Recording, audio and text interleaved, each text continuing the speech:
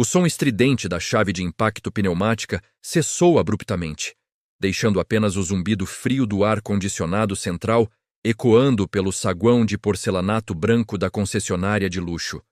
Ricardo, o chefe da oficina, limpou as mãos em uma flanela laranja com um movimento teatral de desprezo. Ele tinha aquela postura de quem acredita que o uniforme com o logotipo alemão bordado no peito lhe conferia um título de nobreza. À sua frente, o Sr. Augusto parecia diminuir de tamanho. O idoso vestia um cardigã de lã cinza que já vira dias melhores e segurava uma bengala de madeira simples, com a mão esquerda tremendo levemente, um sinal da idade que Ricardo interpretou imediatamente como fraqueza e senilidade. "Escute aqui, meu senhor", disse Ricardo, soltando um suspiro audível, como se explicar o óbvio fosse um fardo insuportável para seu intelecto superior.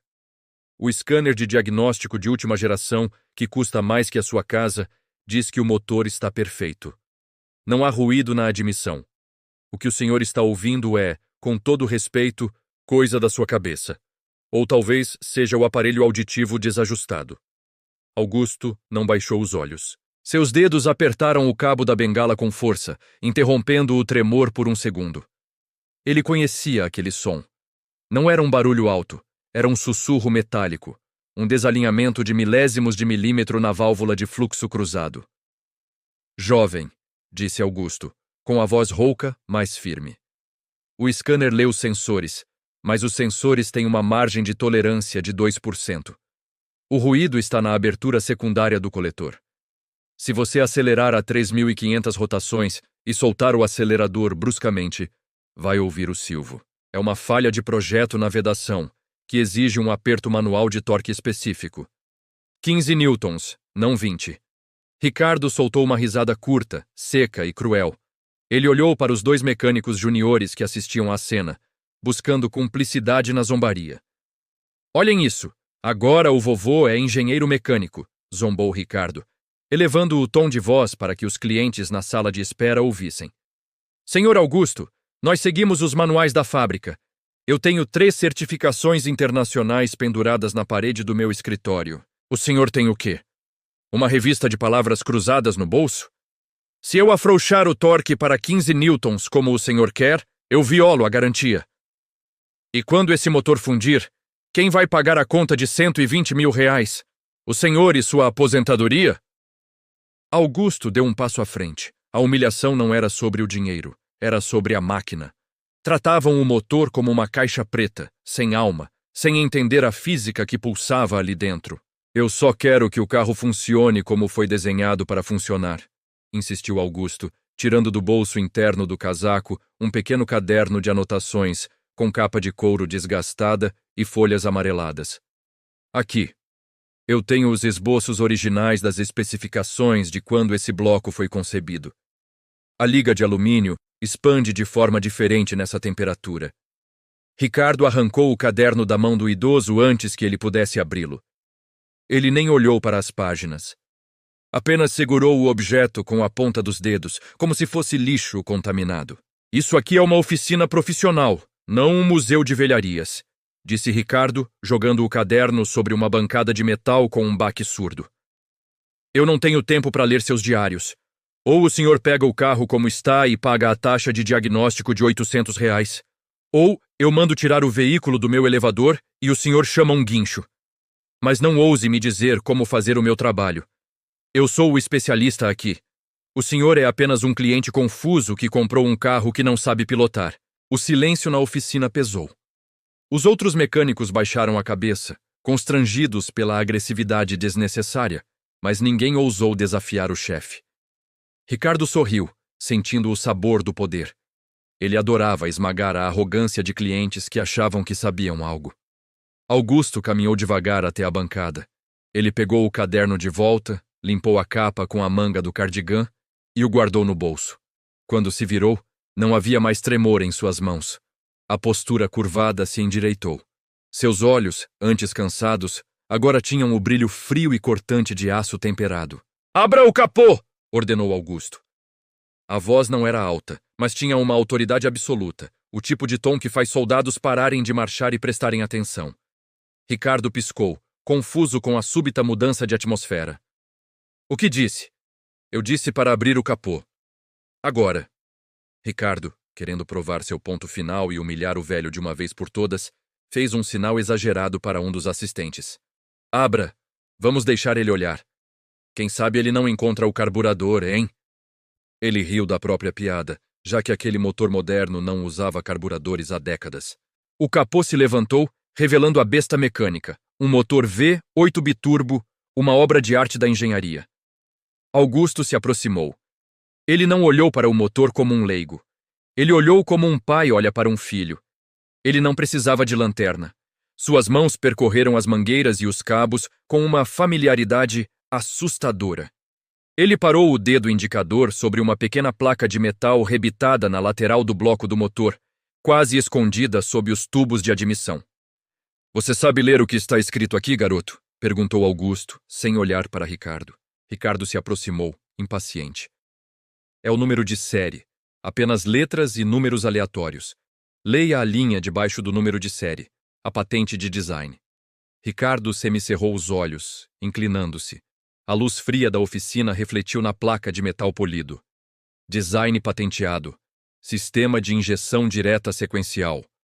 Desenhado por... Ricardo parou.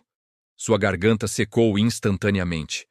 Ele leu o nome novamente, piscando, achando que era um erro de visão. Desenhado por A.V. Montaigne. Augusto virou-se lentamente. Augusto Valeriano Montaigne. Muito prazer. O sangue drenou do rosto de Ricardo. O som de uma ferramenta caindo no chão ao fundo soou como um tiro. Augusto Montaigne não era apenas um nome. Era uma lenda. Era o engenheiro-chefe que havia revolucionado a propulsão daquela marca 30 anos atrás. O homem cujos livros técnicos eram leitura obrigatória para qualquer um que quisesse, um dia, sonhar em obter a certificação que Ricardo ostentava na parede. O senhor é o criador do sistema Titan? Gaguejou Ricardo, a arrogância evaporando como gasolina em asfalto quente. Eu desenhei cada parafuso desse bloco, continuou Augusto, sua voz calma e devastadora. E eu especifiquei o torque de 15 newtons na válvula secundária porque, acima disso, a vibração harmônica a 4.000 rotações cria microfissuras no alumínio. O manual que você segue cegamente é uma revisão simplificada feita pelo departamento de marketing para economizar tempo de serviço. Você não é um mecânico, filho. Você é um trocador de peças glorificado. Nesse momento, a porta de vidro do escritório da gerência se abriu. O dono da concessionária, Sr. Marcos, entrou na oficina, atraído pela tensão estranha. Ao ver Augusto, ele parou, chocado. Doutor Montaigne? É o senhor? Marcos correu, empurrando Ricardo para o lado como se ele fosse um móvel velho. Meu Deus, que honra! Nós não sabíamos que o senhor viria. Ricardo, por que você não me chamou? Você sabe quem é este homem? Ele é a razão pela qual esta marca existe. Ricardo estava paralisado, pálido, com a boca entreaberta, incapaz de formular uma frase. A vergonha queimava suas orelhas. Os mecânicos juniores olhavam para Augusto com reverência, como se estivessem diante de uma divindade. Houve um pequeno mal-entendido técnico, Marcos, disse Augusto, mantendo a classe, mas sem aliviar a pressão. Seu chefe de oficina acredita que o computador entende mais de engenharia de fluidos do que eu. Ele também tentou me cobrar R$ 800 para me dizer que estou surdo. Marcos virou-se para Ricardo. A expressão do dono mudou de euforia para uma fúria gelada. Você tentou cobrar o diagnóstico do Dr. Montaigne? Você desrespeitou o homem que assina o certificado que está na sua parede? Eu não sabia, gaguejou Ricardo, suando frio. Ele estava vestido como um velho. O sistema dizia que... Pegue suas ferramentas, Ricardo, cortou Marcos, em voz baixa e letal.